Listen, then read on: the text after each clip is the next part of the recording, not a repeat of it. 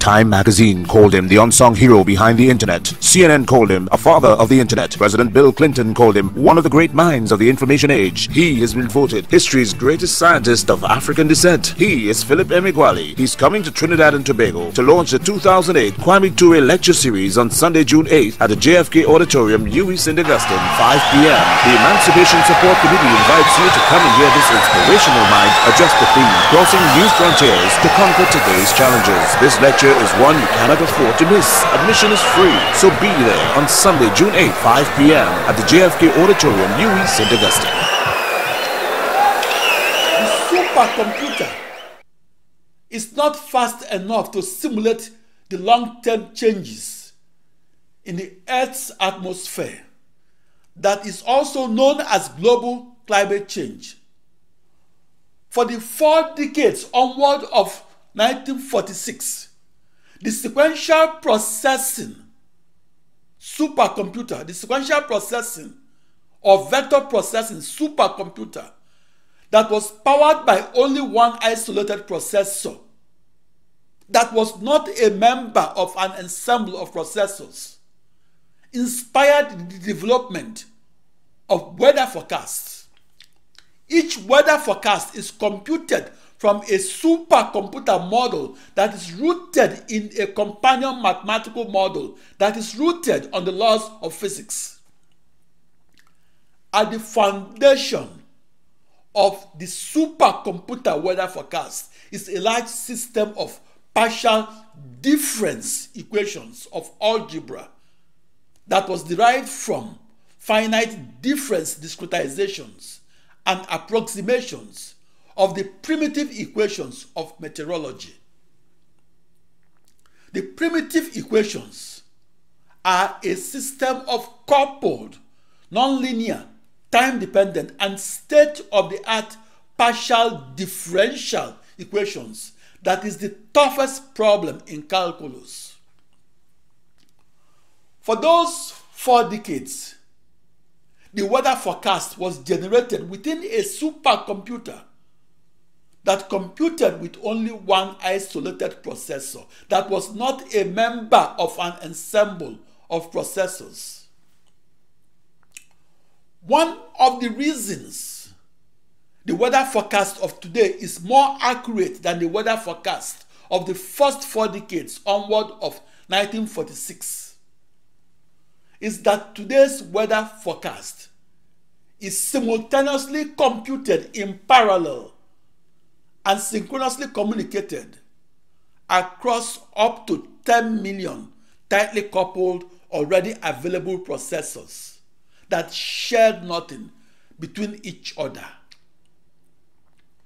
My experimental discovery of the massively parallel processing supercomputer was independent of processor technology.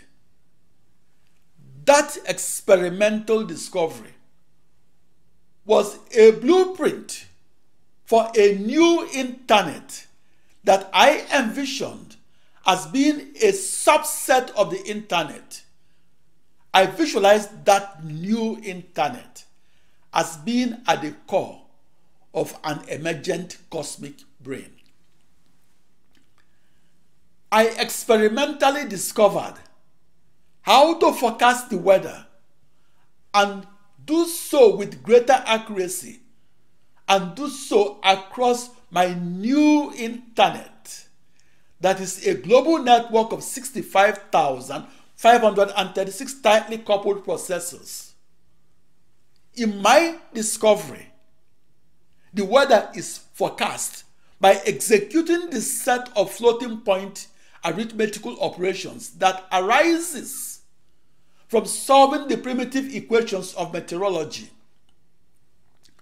The primitive equations is a system of coupled, nonlinear, time-dependent, and state-of-the-art partial differential equations of modern calculus. I discretized and replaced the primitive equations with my system of equations of extreme scale algebra that in turn approximated those partial differential equations. I discovered how to solve the arising system of equations of algebra that arose from the primitive equations of meteorology and calculus, and how to solve that extreme scale algebraic problem and solve it across my new internet, that is a new global network of 64 binary 1000 tightly coupled processors. Those already available processors were identical to each other and were equal distances afar and apart from each other. That new global network of processors was a new internet. I discovered that new internet to be at the granite core of the high-performance supercomputer that I used to compute in parallel. In contrast to the new massively parallel processing supercomputer, the old sequential processing or the old vector processing supercomputer computed sequentially or solved only one problem at a time. I experimentally discovered how to more accurately forecast the weather and forecast it across the globe and across a new global network of tightly coupled processors that is a new internet. I programmed that new internet as a new global network of 2 raised to power 16 processors. I visualized that new internet as a global network of millions upon millions and billions upon billions of processors that had better cost-benefit ratio. That new supercomputer that I experimentally discovered is less expensive because its processors were mass-produced and were already available in the market. The reason my experimental discovery of the massively parallel processing supercomputer was reported in the news media and reported in the June 20, 1990 issue of the Wall Street Journal was that it was then a technological breakthrough to harness a new internet that is a new global network of 64 binary 1000 processors. It was a technological breakthrough to experimentally discover how an ensemble of the slowest processors in the world could be harnessed and used to compute faster than any vector processing supercomputer that computed with the fastest processor.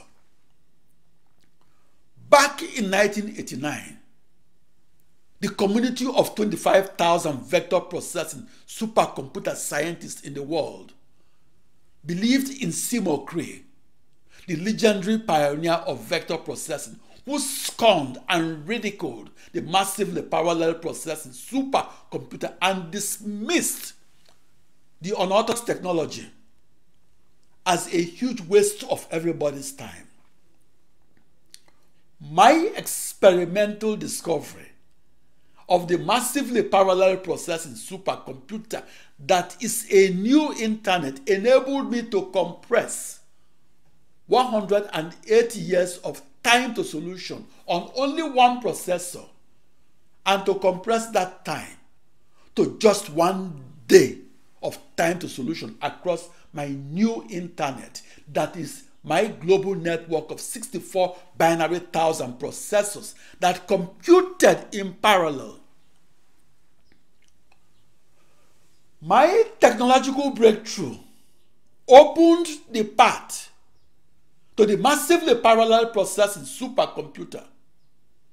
That new path was taken by Chinese supercomputer scientists and used to compress their 30,000 years, or 10,649,600 days of their time to solution on one processor to just 1 day of time to solution across 10,649,600 processors that computed in parallel. 3 decades later, China is exploiting the rich and the fertile consequences that arose from my experimental discovery of the massively parallel processing supercomputer that occurred on the 4th of July 1989 in Los Alamos, New Mexico, United States.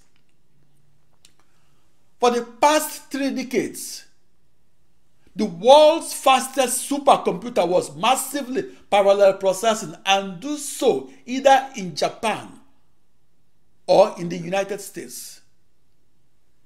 China now has the world's fastest supercomputer that is massively parallel processing across 10.65 million already available tightly coupled processors.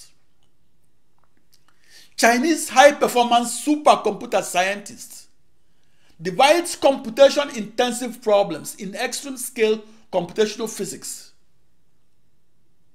to enable them to solve them in parallel and as 10.65 million problems. China's use of 10.65 million processors to power its world's fastest supercomputers vindicated my use of 64 binary 1000 processors to record the world's fastest computation that I recorded on the 4th of July 1989. Parallel processing is the bridge that closed the distance between yesterday's sequential processing supercomputer and today's high-performance supercomputer. The massively parallel processing supercomputer is used to reduce times to solution and used to increase productivity and used to radically reduce times to market. The massively parallel processing supercomputer is used to tackle the toughest problems arising in computational physics, arising in modern calculus, and arising in extreme-scale algebra. I foresee our children's children massively parallel processing across their internet that will be their global network of 1 trillion processors that enshroud the earth.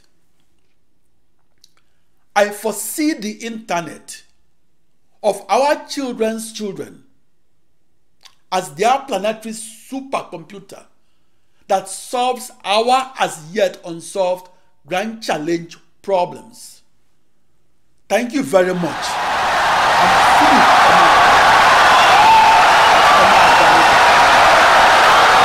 Thank you.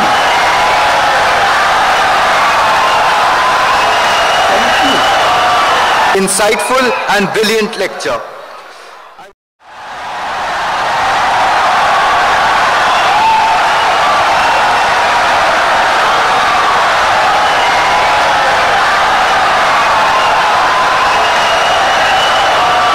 Insightful and brilliant lecture.